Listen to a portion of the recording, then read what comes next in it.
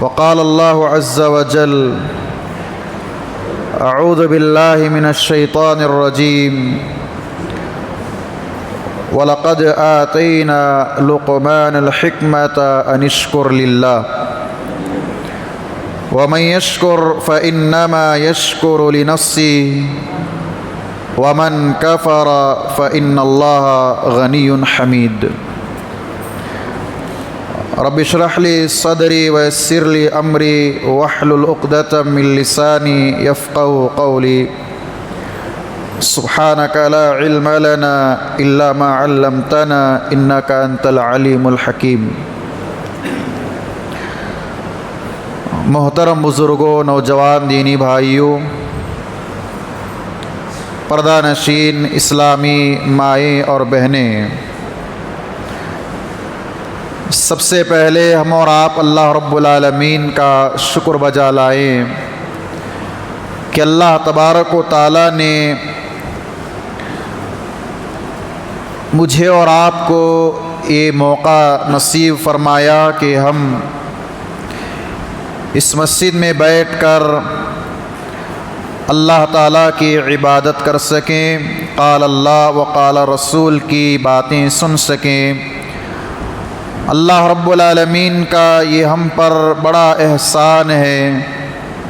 کتنے ہی ایسے مسلمان ہیں جو تاقرات کے نام پر مسجد میں اپنا وقت گزارنے کے بجائے باہر گلی محلوں میں، سڑکوں پر، ہوٹلوں پر اور ادھر ادھر بیکار وقت گزار رہے ہیں۔ اللہ تعالیٰ ایسے لوگوں کو نیک ہدایت عطا فرمائے۔ حاضرین گرامی، میں نے آپ لوگوں کے سامنے آج جس عنوان پر یا جس موضوع پر لب کشائی کرنا ہے وہ ہے ایک باپ کی اپنے بیٹے کو نصیحت۔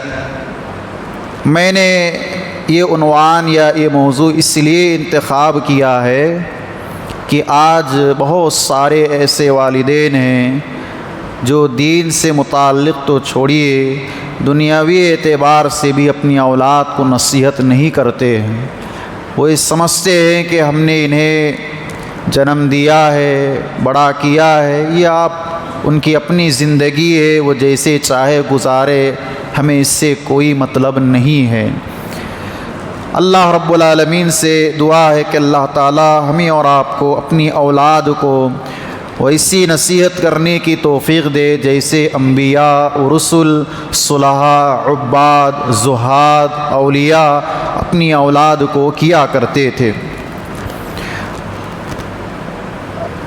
قرآن مجید کے اندر اللہ رب العالمین نے ایک مستقل سورت ایک حکیم کے نام سے نازل فرمائی ہے جسے سورہ لقمان کہتے ہیں۔ لقمان یہ اپنی اولاد کو کچھ نصیحتیں کرتے ہیں، انہی نصیحتوں کو اللہ تعالیٰ نے اپنے کلام میں نقل فرمایا ہے، یا انہی نصیحتوں کو اللہ تعالیٰ نے اپنے قرآن میں ذکر فرمایا ہے۔ سب سے پہلے ہم اور آپ یہ جانتے ہیں کہ لقمان آخر یہ کون تھے۔ لقمان ان کا جو نام ہے مفسرین نے بیان فرمایا ہے، امام قرطبی رحمۃ اللہ علیہ اپنی تفسیر الجامع لاحکام القرآن میں نقل کرتے ہیں کہ لقمان کا جو نام ہے لقمان ابن باعور ابن ناحور ابن طارح، یہ لقمان کا نام ہے۔ لقمان ہم اور آپ یہ خیال کرتے ہوں گے کہ یہ کوئی ایک نبی تھے، کوئی ایک رسول تھے۔ لقمان کے بارے میں اختلاف ہے، لیکن راجح اور صحیح قول یہ ہے کہ یہ ایک حکیم تھے، یہ نبی اور رسول نہیں تھے۔ جیسے الجامع لاحکام القرآن ہی کا حوالہ ہے۔ امام قرطبی نے سعید بن المسیب رحمۃ اللہ علیہ کا قول نقل فرمایا، وہ فرماتے کان لقمان اسود من سودان مصر ذا مشافر اعطاہ اللہ الحکمت ومنعہ النبوہ۔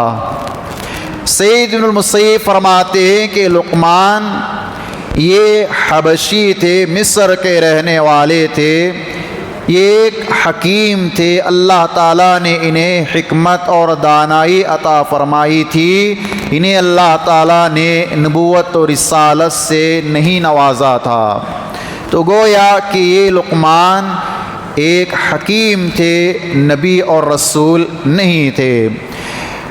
قرآن مجید کو آپ پڑھیں گے، سورہ لقمان کو، اور لقمان حکیم کے بارے میں آپ دیکھیں گے کہ اللہ تبارک و تعالیٰ نے انہیں کتنی دانائی، کتنا انہیں حکمت عطا فرمایا تھا۔ اہل علم نے لکھا ہے، خالد ربعی رحمۃ اللہ علیہ لکھتے ہیں کہ لقمان حکیم کے پاس اللہ رب العالمین نے بہت زیادہ سمجھ، بہت زیادہ دانائی اور حکمت عطا فرمائی تھی۔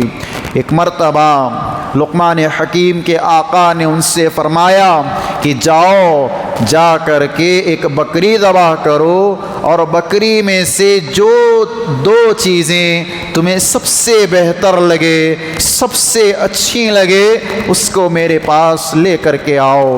لقمان حکیم گئے، بکری ذبح کی، اور اس بکری میں سے زبان اور دل لے کر اپنے آقا کے پاس آئے اور کہا کہ یہ سب سے بہترین ہے۔ پھر چند دنوں کے بعد لقمان حکیم کے آقا نے پھر وہی کہا کہ جاؤ اور جا کر کے بکری ذبح کرو، اور دو ایسی چیزیں جو خبیث ہوں، جو بری ہوں، یا جن کا نقصان یا خسارہ زیادہ ہو، ایسی دو چیزیں لے کر کے آؤ۔ لقمان حکیم گئے اور بکری ذبح کیا، اور اس بکری میں سے وہی دو چیزیں زبان اور دل لے کر کے آئے۔ یہ دیکھنے کے بعد لقمان حکیم کے آقا نے پوچھا، جب میں نے تم سے دو اچھی چیزیں لانے کو کہا تو تم دل و زبان لے کر آئے، جب میں نے تم سے دو خبیث چیزیں لانے کو کہا تو تم دل و زبان لے کر آئے، آخر کیا معاملہ ہے؟ تو لقمان حکیم نے جواب دیا کہ دیکھو، یہ دو چیزیں اگر صحیح سالم ہوں، زبان اور دل، تو سمجھو کہ یہ دنیا کی سب سے بہترین نعمتیں ہیں۔ اگر یہ دو چیزیں بگڑ جائیں، درست نہ ہوں، اس کا استعمال صحیح نہ ہو، تو سمجھو کہ دنیا کی سب سے بدترین اور خبیث یہ دو چیزیں ہیں۔ کتنا بہترین پیغام لقمان حکیم نے دیا ہے کہ زبان اور دل، کہ زبان اور دل اگر اس کا صحیح استعمال کیا جائے تو یہ سب سے بہترین چیزیں ہیں، اگر ان کا غلط استعمال کیا جائے تو یہ سب سے بدترین چیزیں ہیں۔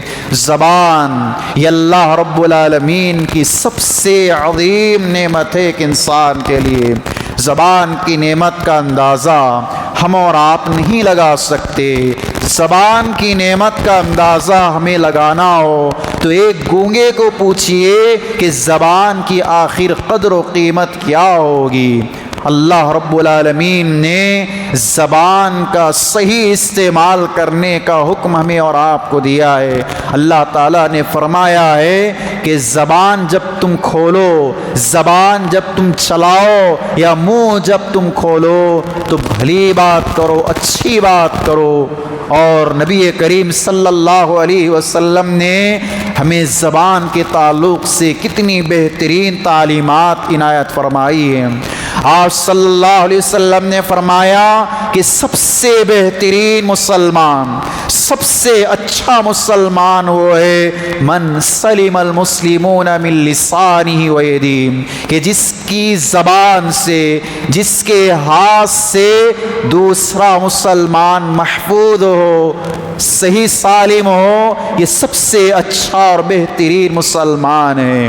اور نبی کریم صلی اللہ علیہ وسلم نے زبان کے تعلق سے فرمایا ہے کہ جو انسان مجھے زبان کی حفاظت کی گارنٹی دیتا ہے، اللہ کے نبی علیہ السلام فرماتے من یضمن لی ما بین لحیہ وما بین رجلیہ اضمن لہ الجنہ، کہ جو انسان مجھے دو جبڑوں کے درمیان زبان کی اور دو رانوں کے درمیان شرمگاہ کی حفاظت کی ذمہ داری دے دے، میں اسے جنت کی ضمانت دیتا ہوں، جنت کی گارنٹی دیتا ہوں۔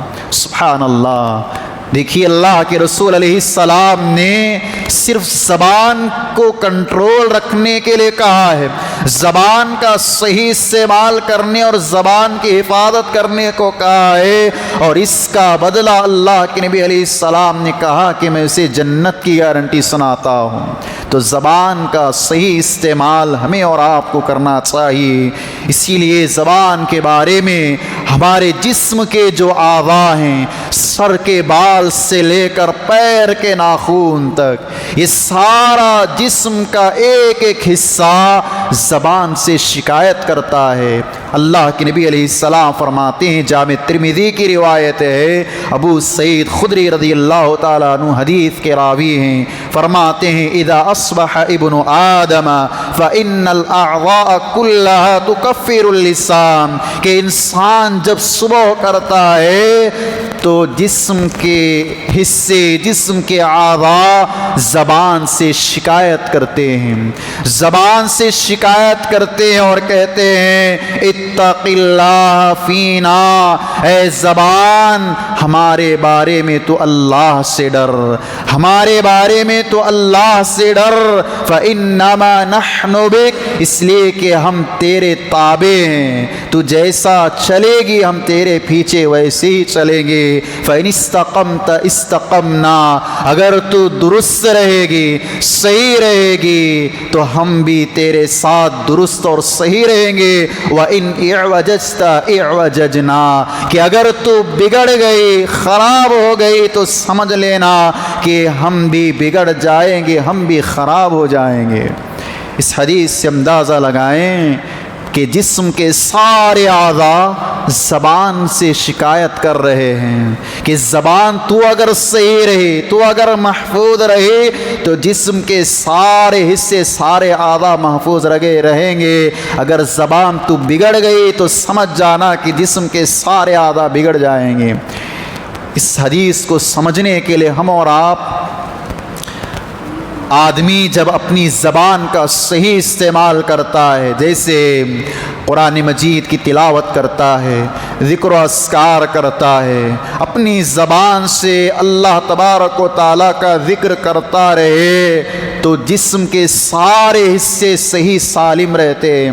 وہ یہ سمجھتا ہے کہ میری زبان سے صرف اللہ رب العالمین کا ذکر ہو نکلتا ہے، میری زبان سے صرف خیر ہی نکلتا ہے، اب میں اپنے سارے اعضاء کی حفاظت کروں گا۔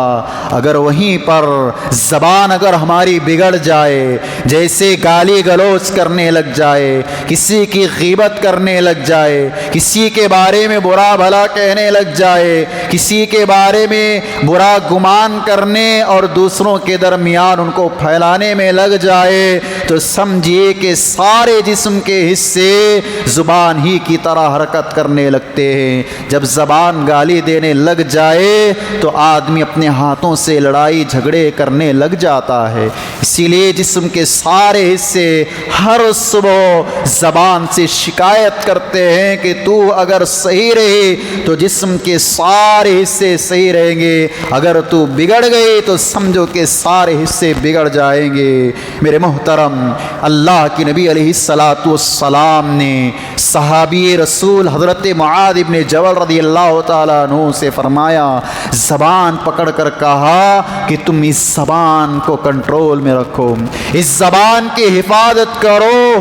جیسی ہی اللہ کے رسول کا فرمان سنا، حضرت معاذ ابن جبل کہنے لگے یا نبی اللہ، اے اللہ کے نبی، انا لمؤاخذون بما نتکلم بی، اے اللہ کے نبی آپ نے زبان کو پکڑنے کے لیے، کنٹرول میں رکھنے کے لیے کہا ہے۔ کیا اللہ رب العالمین جو ہم بات کرتے ہیں، جو ہم روز مرہ اپنی زبان کو چلاتے ہیں، کہ اللہ اس کا جو چلانا زبان کی ہر بات کا اللہ تعالیٰ مواخذہ کرے گا، پوچھے گا؟ اللہ کے نبی علیہ الصلاۃ والسلام نے اس وقت معاذ رضی اللہ تعالیٰ عنہ کو کہا ثقلت کا امک یا معاذ، اے معاذ تیری ماں تجھے گم پائے۔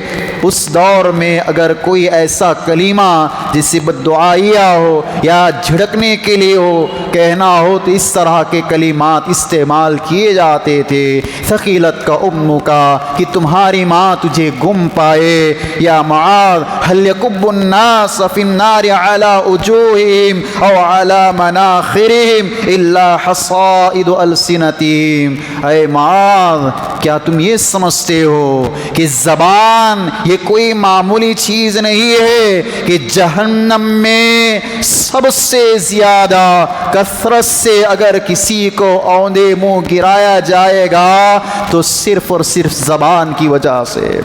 زبان جو کینچی کی طرح چلتی ہے، اس زبان کی وجہ سے اللہ تعالیٰ اکثر لوگوں کو جہنم میں اوندے منہ گرائے گا۔ اسی لیے زبان کا صحیح استعمال ہمیں اور آپ کو کرنا چاہیے۔ زبان اللہ نے بغیر ہڈی کی بنائی ہے، جیسے چاہے ویسے اس کو استعمال کریں گے تو یاد رکھیے زبان ہمارے لیے کبھی کبھار جہنم میں جانے کا سبب بھی بن سکتی ہے۔ اسی لیے زبان کا صحیح استعمال کرنا چاہیے۔ اسی طرح سے لقمان حکیم نے جو دل لا کر کے دیا اپنے آقا کو، دل کی بڑی اہمیت ہے، اس لیے کہ جتنے ہمارے اعمال ہیں، چاہے ظاہری ہو چاہے باطینی ہو، سب کا تعلق دل اور قلب سے ہے۔ اللہ کے نبی علیہ السلام نے جو حدیث میں فرمایا ہے کہ انما الاعمال بالنیات، کہ عمل کا دار و مدار نیت پر ہے۔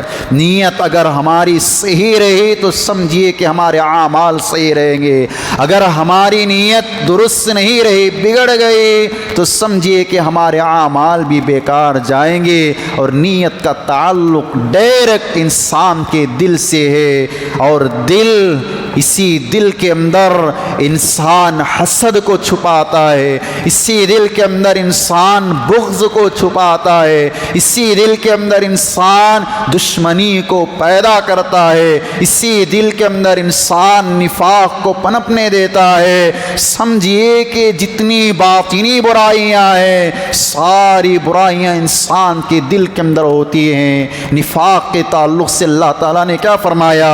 فی قلوبہم مرض فزادہم اللہ مرضا، منافقین کے دل میں بیماری ہے۔ کون سی بیماری؟ نفاق کی بیماری ہے۔ اللہ تعالیٰ نے نفاق کی بیماری کو ان کے لیے اور زیادہ فرمایا، وَلَهُمْ عَذَابٌ عَلِيمٌ بِمَا كَانُوا يَكْذِبُونَ، اللہ نے جھٹلانے والوں کو دردناک عذاب تیار کر کے رکھا ہے۔ تو دل یہ بڑی اہمیت کا حامل ہے، اور دل تقوی جو ہم اور آپ کہتے ہیں کہ تقوی اختیار کرو، تقوی والے بنو، اس کا تعلق بھی ڈائریکٹ دل سے ہے۔ اللہ کے نبی علیہ الصلاۃ والسلام نے ایک لمبی حدیث بیان فرمائی، اور اس حدیث کے آخر میں آپ نے فرمایا التقوی ہا ہنا، التقوی ہا ہنا، ویشیر الی صدرہ ثلاث مرات، کہ آپ نے 3 مرتبہ اپنے سینے کی طرف اشارہ کر کے فرمایا کہ لوگوں تقوی یہاں ہوتا ہے، تقوی یہاں ہوتا ہے، تقوی دل میں ہوتا ہے۔ دل کی بڑی اہمیت ہے۔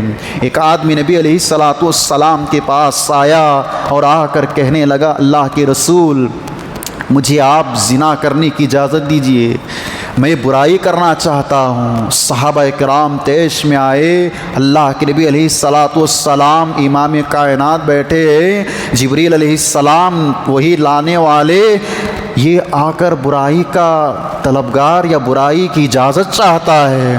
اللہ کے نبی علیہ الصلوۃ والسلام نے اس سے کچھ باتیں فرمائی، اور راوی حدیث فرماتے ہیں کہ اللہ کے نبی علیہ السلام نے اس کو اپنے پاس بلایا اور اس کے سینے پر ہاتھ رکھا، فوضع یدہ علیہ فقال اللہم اغفر ذنبہ وطہر قلبہ وحسن فرجہ۔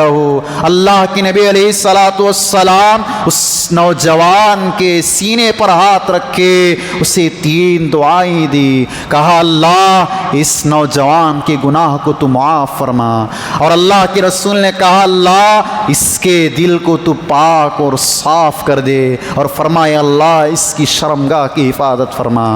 وہ آدمی، وہ نوجوان جاتا ہے اور کہتا ہے فلم یکن بعد ذلك الفتى يلتفت الى شيء، کہ جب سے اللہ کے نبی نے اس کے سینے پر ہاتھ رکھ کے 3 دعائیں دیے، برائیوں کے بارے میں اس کے دل و دماغ میں کبھی اس کا خیال بھی نہیں آیا ہے۔ تو یہ ساری برائیاں کہاں ہوتی ہیں؟ دل میں ہوتی ہے۔ انسان برائیاں جو لاتا ہے دل میں لاتا ہے، پھر اس کے بعد اس کا جسم عمل کرتا ہے، برائیاں کر گزرتا ہے۔ اسی لیے دل کی بڑی اہمیت ہے۔ حضرات گرامی قدر، یہ لقمان حکیم کی جو حکمت تھی یہ بڑی ہی انمول حکمت تھی کہ دل اور زبان اگر صحیح رہیں تو سمجھیے جسم کا سارے اعضاء صحیح رہیں گے، اگر یہ خراب ہو جائیں، بگڑ جائیں تو جسم کا سارا حصہ بگڑ جائے گا۔ اور یہ سب سے بہترین اس وقت ہوں گے جب ہم زبان کا صحیح استعمال، دل کا صحیح استعمال کریں گے، اور اس وقت یہ بگڑ جائیں گے، خراب ہو جائیں گے، خبیث بنیں گے جب ان کا ہم غلط استعمال کریں گے۔ چلیے اب لقمان حکیم، ان کے متعلق ہم نے جانا ان کی حکمت کے بارے میں۔ اب انہوں نے جو اپنے بیٹے کو نصیحتیں فرمائی ہیں وہ بڑی قیمتی نصیحتیں ہیں۔ یہ نصیحتیں ہر والد کے لیے ضروری ہے کہ اپنے بچوں کو یہ نصیحتیں فرمائیں۔ اللہ رب العالمین نے کئی ایسے لوگوں کو پیدا فرمایا ہے، جیسے انبیاء اور رسول علیہم السلام آئے، اور اولیاء آئے، زہاد، عباد، متقی، ایسے اچھے لوگ دنیا میں آئے گزر گئے، لیکن ان کی زندگی کے کچھ حصوں کو اللہ رب العالمین نے اپنے کلام میں محفوظ فرمایا ہے تاکہ آنے والی انسانیت ان لوگوں کی زندگی کو اپنے لیے اسوہ اور نمونہ بنائے۔ اللہ رب العالمین نے حضرت لقمان حکیم کو حکمت اور دانائی عطا فرمائی تھی، اور لقمان حکیم نے اپنی نصیحتوں میں سب سے پہلی نصیحت اپنے بیٹے کو مخاطب کر کے فرمایا۔ امام سہیلی رحمۃ اللہ علیہ نے بیان فرمایا ہے کہ لقمان حکیم کے بیٹے کا نام فاران تھا ان کا نام۔ بیٹے کو نصیحت کرتے ہوئے فرماتے ہیں، آپ سورہ لقمان پڑھیں گے تو آپ کو ساری نصیحتیں بالترتیب ملے گی۔ فرمایا وَإِذْ قَالَ لُقْمَانُ لِابْنِهِ يَا بُنَيَّ لَا تُشْرِكْ بِاللَّهِ۔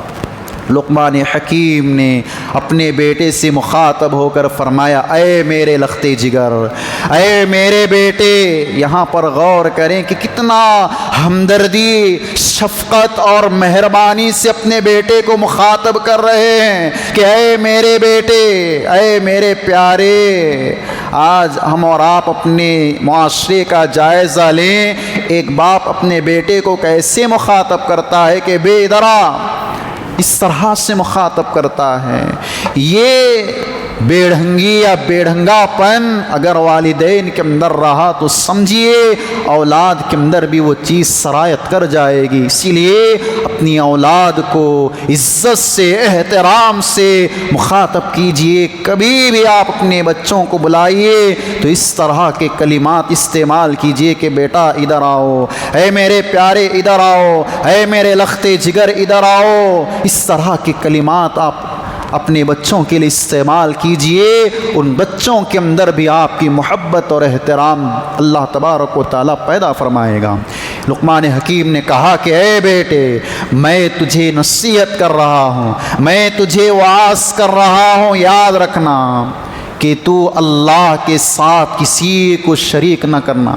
یا بنی لا تشرک باللہ، اے میرے لخت جگر، اے میرے بیٹے یاد رکھ اللہ کی ذات میں کسی غیر کو شریک نہ کرنا۔ کیوں؟ ان الشرک لظلم عظیم، کہ شرک سب سے بڑا ظلم ہے۔ اللہ تعالیٰ نے یہاں پر شرک کو ظلم کہا ہے۔ کیوں؟ اس لیے کہ ظلم کا معنی اہل علم نے بیان فرمایا وضع الشیء فی غیر محل، کہ کوئی بھی چیز اس کی اصل جگہ سے اٹھا کر کسی دوسری جگہ پر رکھ دینا یہ ظلم ہے۔ اور ظلم اللہ کی ذات کے ساتھ سب سے بڑا یہ ہے کہ کوئی انسان کسی غیر کو شریک کرے۔ اب اللہ رب العالمین کا حق ہے کہ ایک انسان، ایک بندہ صرف اللہ ہی کی عبادت کرے، اب وہ کسی غیر کو اللہ کے ساتھ شریک کرتا ہے تو اللہ کا حق مار کر کسی غیر کو وہ دے رہا ہے، تو یہ ظلم ہے۔ اور ظلم یہ سب سے بڑا شرک، یہ سب سے بڑا ظلم ہے۔ اللہ نے شرک کو ظلم سے تعبیر کیا ہے۔ لقمان حکیم نے فرمایا کہ بیٹے اللہ کے ساتھ کسی کو شریک نہ کرنا۔ اسی طرح ہم اور آپ دیکھیں گے کہ انبیاء اور رسول علیہم السلام جتنے بھی آئے ہیں اور ان کی اولادوں کو جو نصیحتیں انہوں نے کی ہیں، اگر ان کا جائزہ لیں تو سب سے اہم اور بنیادی نصیحت آپ کو توحید کی ملے گی، شرک کی ملے گی۔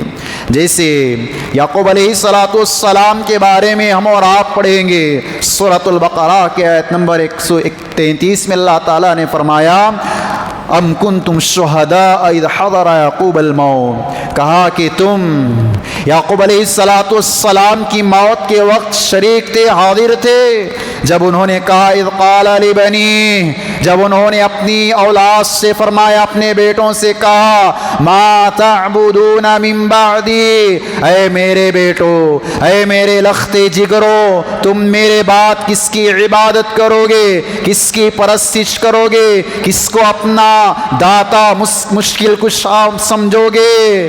تو ساری اولاد نے کہا قالوا نعبد الہک و الہ آبائک ابراہیم و اسماعیل و اسحاق الہ واحدا۔ ساری اولاد نے کہا کہ ابا جان ہم آپ کے رب اللہ تبارک و تعالیٰ کی عبادت کریں گے، آپ کے آبا و اجداد ابراہیم اسماعیل اسحاق کے الہ کی عبادت کریں گے، اور ہم سب کے سب مسلمان رہیں گے، ہم سب کے سب مسلمان رہیں گے۔ یہاں پر بھی غور کریں، یعقوب علیہ السلام کے انتقال کا وقت ہے، کوئی دوسری نصیحت، کوئی دوسری وصیت، کوئی دوسرا وعد اپنی اولاد کو نہیں کر رہے، بلکہ آپ جب دنیا میں آئے تھے تو سب سے پہلی جو نصیحت ساری انسانیت کو توحید کی تھی، وہی نصیحت آخری وقت میں بھی اپنی اولاد کو کر رہے ہیں کہ اے بیٹو بتاؤ تم میرے مرنے کے بعد، انتقال کے بعد کس کی پرستش کرو گے، کس کی عبادت کرو گے؟ ساری اولاد نے ایک جٹ ہو کر کہا کہ ہم آپ کے الہ کی عبادت کریں گے۔ تو انبیاء اور رسول علیہم السلام اپنی اولاد کو یہ نصیحت کرتے، وصیت کرتے کہ تمہیں صرف اور صرف اللہ رب العالمین ہی کی عبادت کرنی ہے، اللہ کے ساتھ کسی اور کو شریک نہیں کرنا ہے۔ ہم اور آپ اپنی زندگی کا جائزہ لیں، اللہ کے رسول علیہ السلام کی زندگی کو پڑھیں۔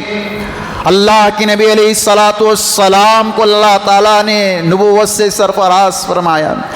آپ علیہ السلام مکہ میں سب سے پہلا پیغام اللہ تعالیٰ کی وحدانیت کا رکھا، اور اللہ نے جتنے انبیاء کو، جتنے رسولوں کو اس روئے زمین پر بھیجا ہے، سب کو ایک ہی پیغام دیا وَلَقَدْ بَعَثْنَا فِي كُلِّ أُمَّةٍ رَسُولًا أَنِ اعْبُدُوا اللَّهَ وَاجْتَنِبُوا الطَّاغُوتَ، کہ سارے انبیاء، سارے رسول اس لیے آئے تھے کہ صرف اور صرف ایک اللہ کی عبادت کی طرف لوگوں کو بلائیں۔ آج لوگ شرک کے معاملے میں اس کو اتنا آسان سمجھے ہوئے ہیں کہ شرک کو لوگ شرک نہیں سمجھ رہے ہیں، شرک کو لوگ معمولی سمجھ رہے ہیں، حالانکہ شرک اتنا بڑا گناہ ہے، اتنا بڑا گناہ ہے کہ اگر آدمی حالت شرک میں مر جائے تو سمجھیے ڈائریکٹ وہ آدمی جہنم میں چلا جائے گا۔ اللہ رب العالمین نے اپنے کلام میں سورہ نساء کی آیت نمبر 48 میں فرمایا کہ مشرک کی مغفرت نہیں ہو سکتی۔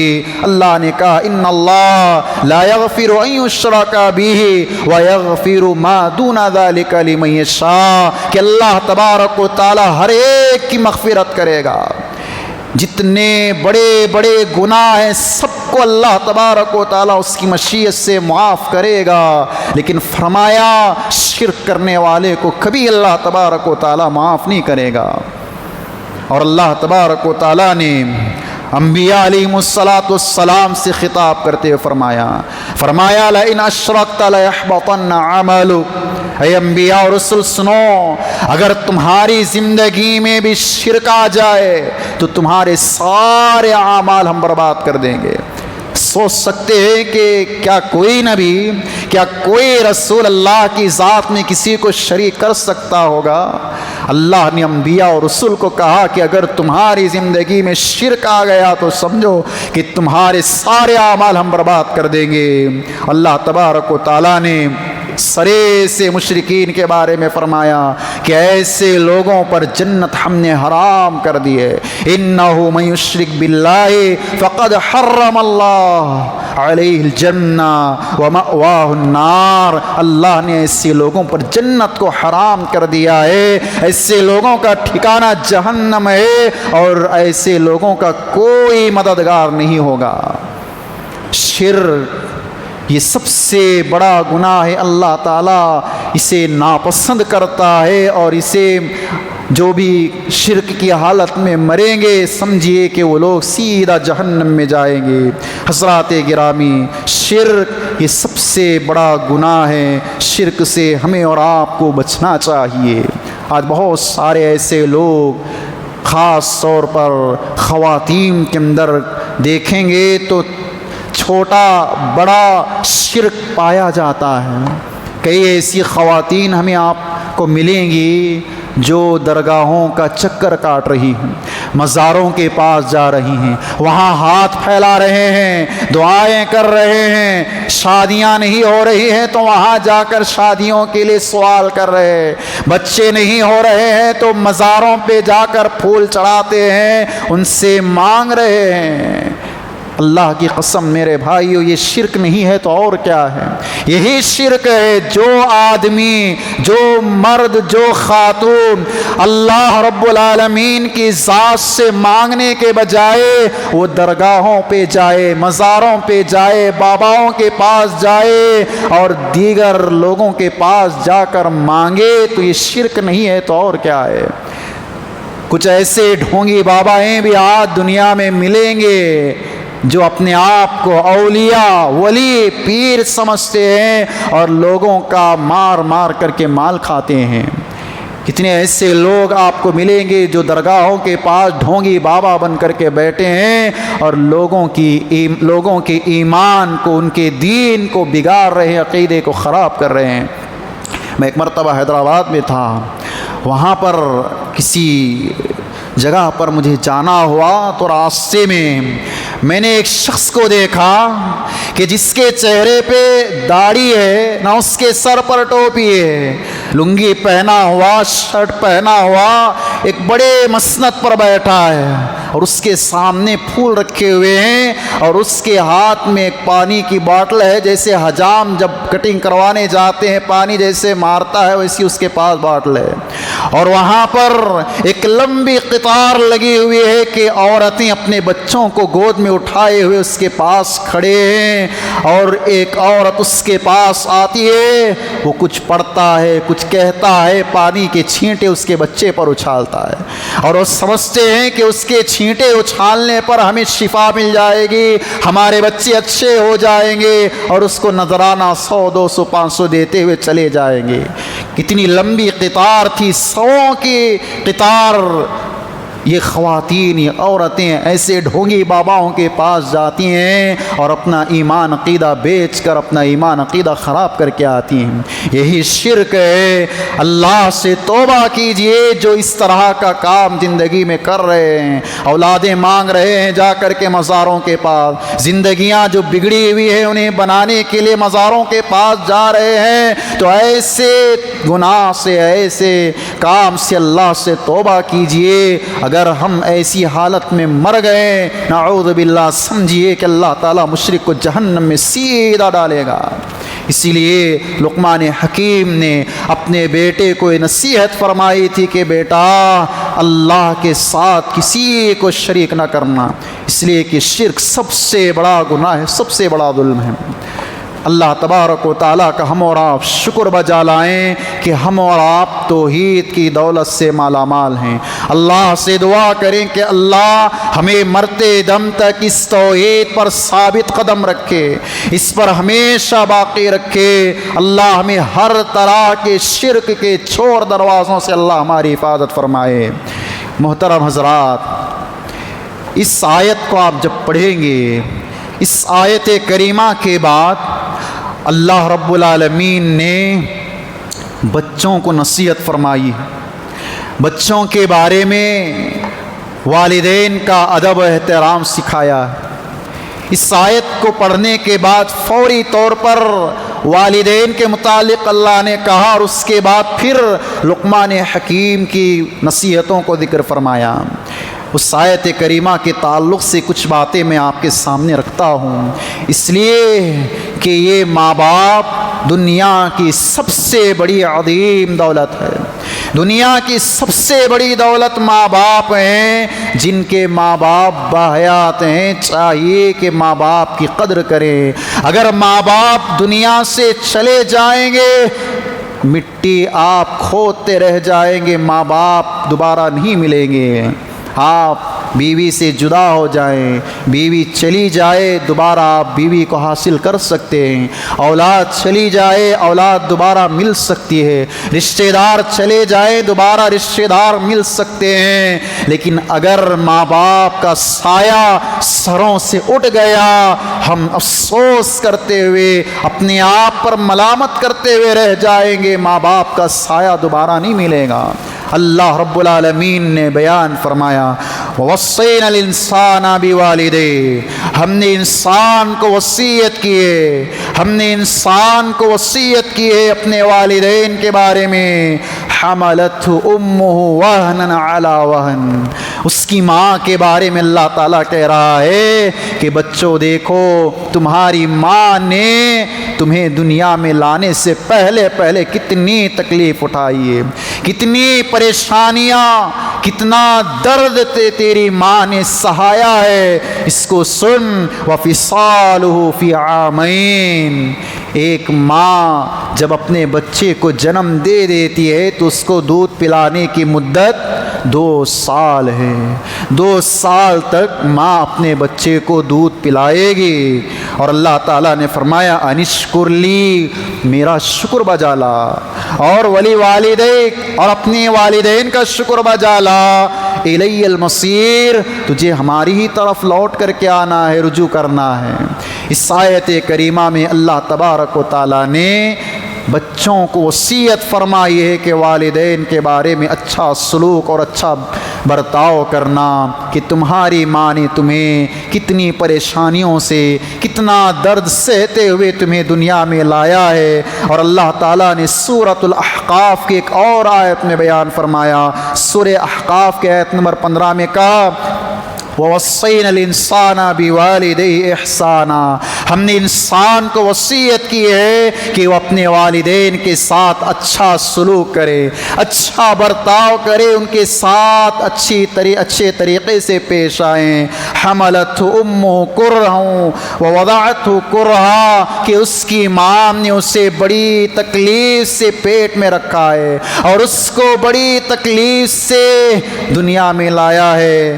وَحَمْلُهُ وَفِصَالُهُ 30 شَهْرًا، اور اس کو دنیا میں لانے کے بعد اس کو تقریباً 30 مہینے دودھ پلایا ہے۔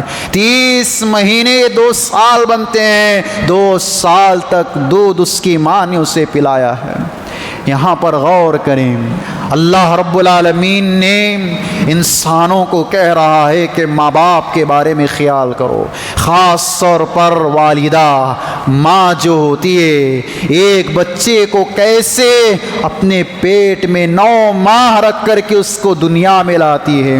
ایک صحابی نبی کریم صلی اللہ علیہ وسلم کے پاس آئے، ابو ہریرہ رضی اللہ تعالیٰ عنہ کہتے ہیں جاء رجل الی رسول اللہ صلی اللہ علیہ وسلم فقال یا رسول اللہ من احق الناس بحسن صحابتی، ایک آدمی اللہ کے نبی علیہ السلام کے پاس آیا اور کہنے لگا اے اللہ کے نبی، میرے حسن سلوک کا سب سے زیادہ حقدار کون ہے، کہ میں سب سے زیادہ اچھا برتاؤ، اچھے طریقے سے پیش کس کے ساتھ آؤں؟ اللہ کے نبی علیہ السلام نے فرمایا امک، تیری ماں سب سے زیادہ حق رکھتی ہے کہ تو اس کے ساتھ اچھا سلوک کر۔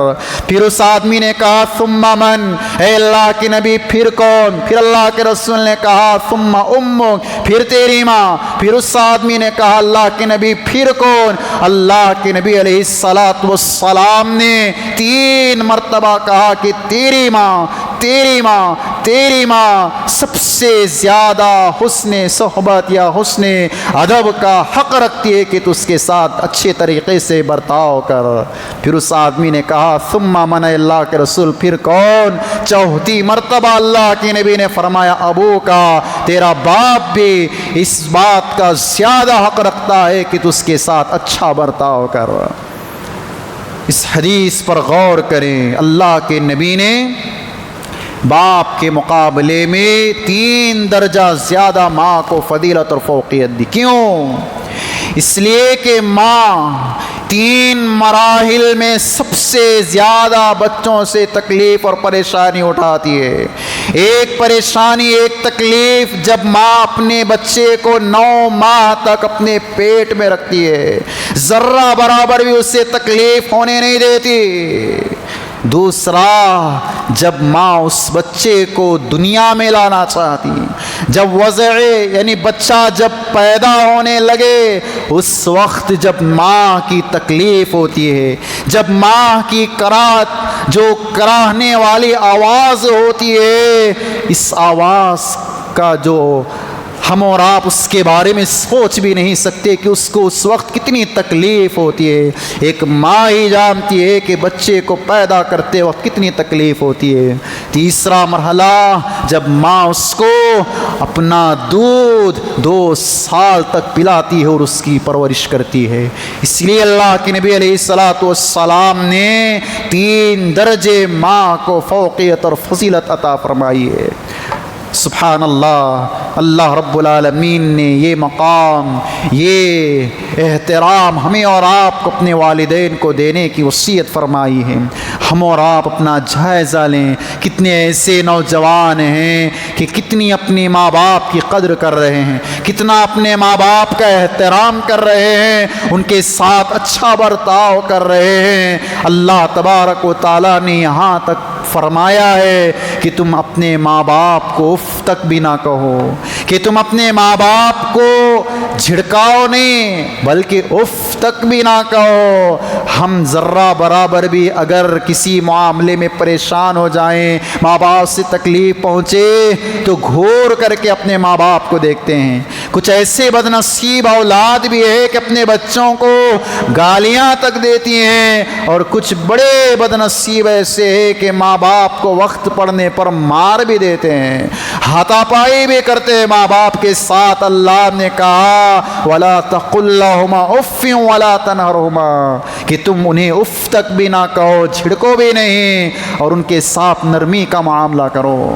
اللہ تعالیٰ نے وصیت ہمیں اور آپ کو اپنے ماں باپ کے ساتھ کرنے کی ہے کہ ہم اپنے ماں باپ کے ساتھ اچھا سلوک کریں، اچھا برتاؤ کریں، ان کی دیکھ بھال کریں، ان کا خیال رکھیں، ان کا ہر حال ساتھ دیں۔ ایسا نہیں کہ باپ بوڑھا ہو گیا ہے تو اب اس کو ہم چھوڑ دیں، اس کو ہم کسی اور کے حوالے کر دیں، یا اس کو راستے کے حوالے کر دیں، یا اولڈ ہاؤس میں لے جا کر کے اس کو ڈال دیں۔ ایسا نہیں ہے۔ ہم اور آپ سوچیں کہ وہ باپ جب بوڑھا ہوا ہے، ایک وقت تھا کہ باپ مجھے اگر کوئی پریشانی ہوتی، تکلیف ہوتی، ذرہ برابر بھی اگر پیر میں کانٹا بھی چبھ جاتا تو میرا باپ تڑپ اٹھتا، بخار آ جاتا تو میری ماں تڑپ جاتی، مجھے ہر طرح سے خیال رکھنے کی کوشش کرتی۔ لیکن وہی بچے آج ماں باپ کو اپنے گھر ہی سے بے دخل کر رہے ہیں۔ اللہ تعالیٰ نے ہمیں اور آپ کو کہا ہے کہ ماں باپ کے ساتھ اچھا سلوک کرو، ان کا اچھا خیال رکھو۔ یہ ماں باپ ملے ہیں تو غنیمت سمجھیے، اور اس نعمت کی قدر انہیں پوچھیے جن کے ماں باپ دنیا سے رخصت ہو چکے ہیں، دنیا سے چلے گئے ہیں۔ آج وہ افسوس کر رہے ہیں، اے کاش کہ میرے ماں باپ ہوتے تو میں ان کے ساتھ یہ رمضان گزارتا، ان کے ساتھ بیٹھ کر کے کھانا کھاتا، ان کے ساتھ ہنسی مذاق کرتا، ان کے ساتھ کہیں گھومنے کے لیے جاتا، ان کے ساتھ عبادت کرنے کے لیے مسجد کو آتا۔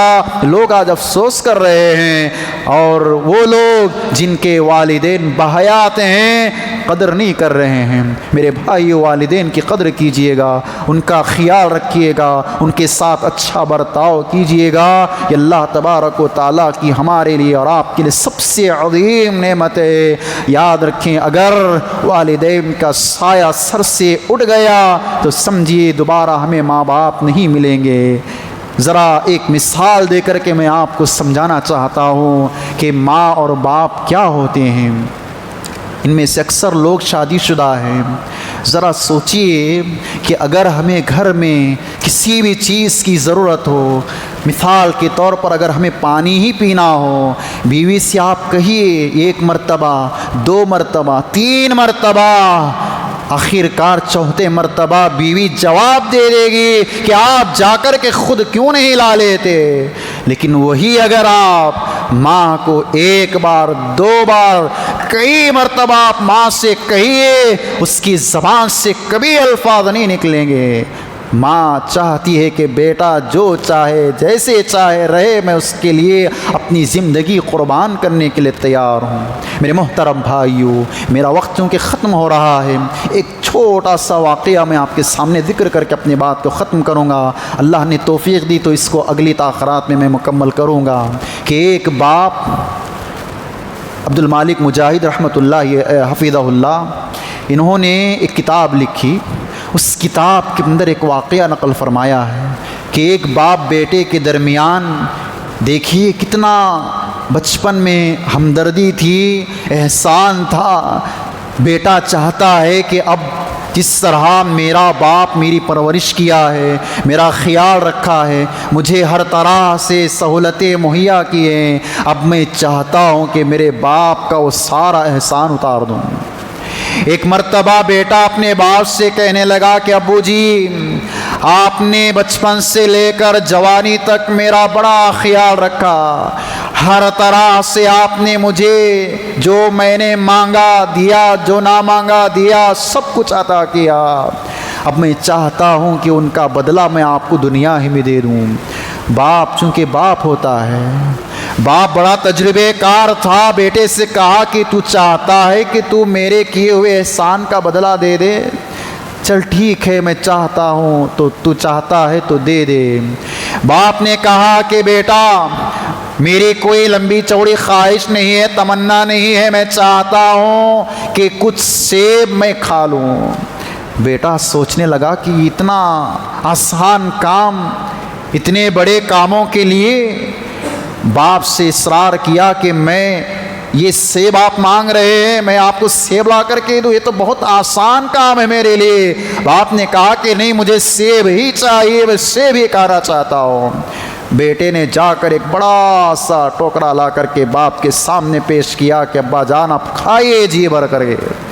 باپ نے کہا کہ بیٹا دیکھو، میری چاہت ہے، میری خواہش ہے کہ ان سیبوں کو میں یہاں نہ کھاؤں بلکہ اس ٹگلے کے پاس اس پہاڑ کی چوٹی پر جا کر کے کھاؤں، کیا تم مجھے لے جاؤ گے؟ بیٹا نے کہا کہ جی باپ سے کہا تھا کہ میں آپ کی ہر بات ماننے کے لیے تیار ہوں۔ بیٹا ٹوکرا اٹھایا سیبوں کا، باپ کو لیا اور پہاڑ کی چوٹی پر چڑھ گیا اور دونوں باپ بیٹے بیٹھ گئے۔ اب باپ سیب کھانے کے لیے تیار ہو گیا، کھانے ہی والا تھا۔ باپ نے کیا کیا؟ سیب اٹھا کر پہاڑ کی چوٹی سے نیچے پھینک دیا اور بچے سے کہا کہ بچے، تو نے مجھ سے کہا ہے کہ تو میری ہر بات مانے گا، ہر کام کرے گا، جا کر کے میں جو سیب گرایا ہوں اس کو واپس لے کر کے آ۔ بیٹا ایک مرتبہ گیا، لا کر کے دیا۔ دوسری مرتبہ باپ وہی کام کیا، اٹھا کر سیب پھر پھینکا، پھر کہا کہ جاؤ جا کر کے لے کر کے آؤ۔ تیسری مرتبہ، چوتھی مرتبہ، اب بیٹے کے اندر صبر کا جو پیمانہ ہے لبریز ہو چکا ہے، برداشت سے وہ باہر ہو چکا ہے، آنکھوں میں غصے سے لال آنکھیں ہو چکی ہیں، اب وہ کنٹرول نہیں کر سکتا۔ آخر کار باپ کو کہہ دیتا ہے کہ ابا جان، آپ کتنی مرتبہ مجھے بھیج رہے ہیں اور سے منگوا رہے ہیں، آپ اوپر سے پھینک رہے ہیں، میں جا رہا ہوں، لا رہا ہوں، اس کے علاوہ آپ کو دوسرا کوئی کام نہیں ہے۔ میں نے یہی کہا تھا کہ آپ کا احسان کا بدلہ میں چکاؤں، آپ نے تو کہا تھا کہ مجھے یہاں کھانا ہے، آپ کیوں نہیں کھا رہے ہیں؟ تیش میں غصے میں آ کر اس طرح کی باتیں بیان کی تو باپ سنتا رہا اور مسکرا کر کہنے لگا کہ بیٹا آرام سے بیٹھو، دیکھو میں نے تمہیں یہاں پر اس لیے بلایا ہے کہ جب تو چھوٹا تھا، ننھا تھا، معصوم تھا، میں تجھے اسی پہاڑ کی چوٹی پر لے کر آتا اور تیرے ہاتھ میں گیند بال دیتا، اس بال کو تو زمین پر پھینک دیتا، میں اس کو لینے کے لیے واپس جاتا، تو ایک مرتبہ پھینکتا میں جاتا، دو مرتبہ پھینکتا میں جاتا، کئی مرتبہ تو بال کو نیچے پھینکتا، میں اس کو بار بار جا کر تمہارے ہاتھوں میں لا کر تھما دیتا۔ بیٹا لیکن کبھی بھی میرے جسم پر کوئی حرکت نہیں آئی، میری آنکھیں تمہاری طرح اس لال پیلی نہیں ہوئی، مجھے غصہ نہیں آیا، کیوں؟ میں یہ سمجھتا تھا کہ یہ میری اولاد ہے، یہ میرا بیٹا ہے، یہ میرا لختے جگر ہے، میں یہ چاہتا تھا کہ بچہ کیسے بھی خوش رہے، اچھا رہے، اس کی زندگی اچھی گزرے، ہنستا کھیلتا رہے، میں یہی چاہتا تھا۔ اور تو چند دو تین مرتبہ میں نے تجھے کیا کہہ دیا کہ تو غصے میں آ گیا، تیش میں آ گیا، صبر کا پیمانہ تیرا ختم ہو گیا اور تجھے برداشت کی طاقت تیرے اندر سے چلی گئی۔ میرے بھائیو، یہ واقعہ ہمیں سکھاتا ہے کہ بچے ماں باپ کے لیے کتنا بھی کریں، زندگی بھر خدمت کرتے رہیں، کبھی بھی ماں باپ کا حق بچے ادا نہیں کر سکتے۔ آج ایک قوالی نکلی ہوئی ہے کہ ماں باپ کا ماں کا دودھ کیسے ہم ادا کریں، قوالی نکلی ہوئی ہے، کہاں سے ادا کریں گے؟ زندگی بھر اگر ماں کی خدمت بیٹا کرتا رہے، 100 سال بھی اسے ملے، ماں کا وہ حق ادا نہیں کر سکتا، باپ کا وہ حق ادا نہیں کر سکتا۔ اس لیے میرے محترم، اللہ تعالیٰ نے ہمیں اور آپ کو ماں باپ دیے ہیں تو ان کی قدر کریں، ان کی عزت کریں، ان کا احترام کریں، ان کے ساتھ تھوڑا وقت بتائیں، صرف ہم بیوی بچوں کے ساتھ وقت بتائیں، ماں باپ کو کمرے میں، ماں باپ کو کچن میں یا کہیں اور گھروں کا چکر کراتے ہوئے چھوڑ دیں تو یہ ماں باپ کا احترام نہیں ہے، ماں باپ کا سلوک صحیح نہیں ہے، بلکہ ہمیں ان کے ساتھ ویسے ہی سلوک کرنا چاہیے جیسے انہوں نے ہمیں بچپن سے لے کر جوانی تک پالا ہے، پوسا ہے، خیال کیا ہے، ہر طرح سے ہمارا خیال کر کے ہمیں یہاں تک لایا ہے۔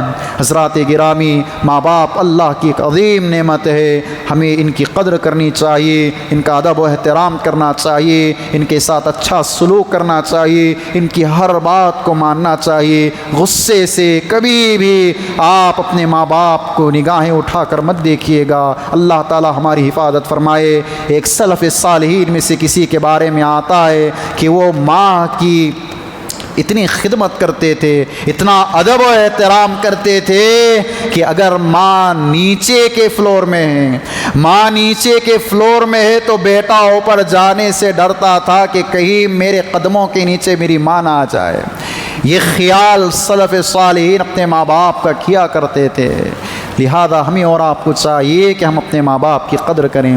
حضرات گرامی، یہ کچھ باتیں میں نے آپ کے سامنے لقمان حکیم کی نصیحتوں میں ہی والدین کے سلسلے میں، چونکہ اسی سے ملتے جلتے چیزیں ہیں اور اسی کے ضمن میں ہیں جو اللہ تعالیٰ نے قرآن مجید کی لقمان حکیم کی نصیحت کے بعد ذکر کیا ہے کہ والدین کی قدر ہم اور آپ کرتے رہیں۔ یہ اللہ تعالیٰ کا ہم پر بڑا احسان ہے کہ ہمارے ماں باپ زندہ ہیں، ان کی قدر کریں۔ کتنے ایسے بچے ہیں گزشتہ سال رمضان میں ان کے ماں باپ ساتھ تھے لیکن آج ان کے ماں باپ ان کے ساتھ نہیں ہیں۔ عید میں گزشتہ سال تھے، اب عید میں ان کے ماں باپ نہیں ہیں۔ اللہ ہی جانتا ہے کہ آئندہ سال کن کے ماں باپ جائیں گے، کن کے ماں باپ انتقال کر جائیں۔ اسی لیے ضروری ہے ماں باپ ابھی باحیات ہیں تو ماں باپ کی قدر کرے، ان کے ساتھ اچھا سلوک کریں۔ اللہ تعالیٰ سے دعا ہے کہ رب العالمین ہمیں اور آپ کو جو بھی باتیں قال اللہ وقال رسول کی سنتے ہیں، کہی ہوئی باتوں پر عمل کی توفیق دے۔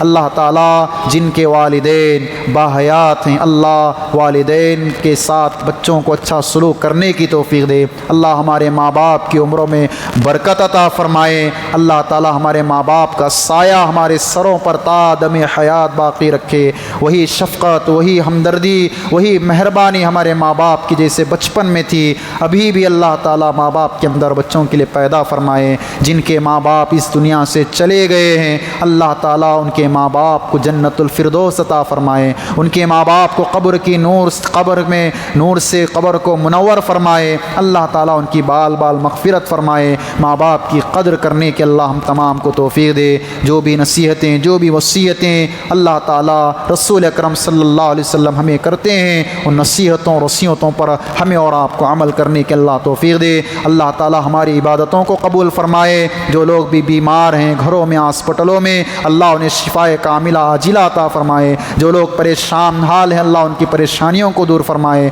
جہاں کہیں بھی مسلمان مظلوم ہیں، خاص طور فلسطین غزہ کے مسلمانوں کے اللہ تعالیٰ غیبی مدد فرمائے۔ اللہ ان مظلومین کی نصرت فرمائے۔ اللہ تعالیٰ ان مظلومین کی مدد فرمائے۔ اللہ تبارک و تعالیٰ جہاں کہیں بھی مسلمان کسی بھی کونے میں پریشان ہیں، حاجت مند ہیں، ضرورت مند ہیں، اللہ تعالیٰ ان کی غیبی مدد فرمائے۔ اللہ تعالیٰ ہماری مسجدوں کی حفاظت فرمائے۔ اللہ ہمارے گھروں کی حفاظت فرمائے۔ اللہ ہماری ہر چیز کی حفاظت فرمائے۔ اللہ شریروں کے شر سے ہماری حفاظت فرمائے۔ اللہ ماکرین کے مکر سے ہماری حفاظت فرمائے۔ حاسدین کے حسد سے اللہ ہماری حفاظت فرمائے۔ اللہ ہماری ماؤں بہنوں کی عزتوں کی حفاظت فرمائے، ان کی عزتوں اور آبروؤں کی حفاظت فرمائے، ان کی زندگیوں کی حفاظت فرمائے۔ اللہ تعالی ہمارے نوجوانوں کی حفاظت فرمائے۔ اللہ ہماری روزی روٹی میں برکت عطا فرمائے۔ جو بھی بے روزگار ہیں اللہ انہیں روزی کا انتظام فرمائے۔ جہاں کہیں بھی نوجوان روزی کے معاملے میں پریشان ہیں اللہ تعالیٰ ان کے لیے آسان راستے پیدا فرمائے۔ اور ہمارے نوجوان لڑکے ہو لڑکیاں ہوں ابھی تک شادی سے عمریں کاٹ رہی ہیں اللہ انہیں نیک جوڑوں کا انتظام فرمائے۔ اللہ جن کی شادیاں ہو کر ابھی تک اولاد سے محروم ہیں اللہ نیک اور صالح اولاد انہیں عطا فرمائے۔ اللہ انہیں نیک اور صالح اولاد نصیب فرمائے۔ اللہ انہیں نیک اور صالح اولاد عطا فرمائے۔ جن کی اولادیں ہیں اللہ ماں باپ کے لیے اولادوں کو آنکھوں کی ٹھنڈک بنائے۔ اللہ تعالیٰ ان کی اولاد کو نیک اور صالح بنائے۔ جن کی بھی اولاد نافرمان ہیں والدین کے لیے فرما بردار بنائے۔ اللہ ہمیں جب تک دنیا میں زندہ رکھے ایمان و اسلام پر زندہ رکھے۔ اللہ ہمارا خاتمہ فرمائے، ایمان و اسلام پر خاتمہ فرمائے۔ آمین یا رب العالمین۔ اقول قولی ھذا واستغفر اللہ لی ولکم ولسائر المسلمین فاستغفروہ انہ ھو الغفور الرحیم۔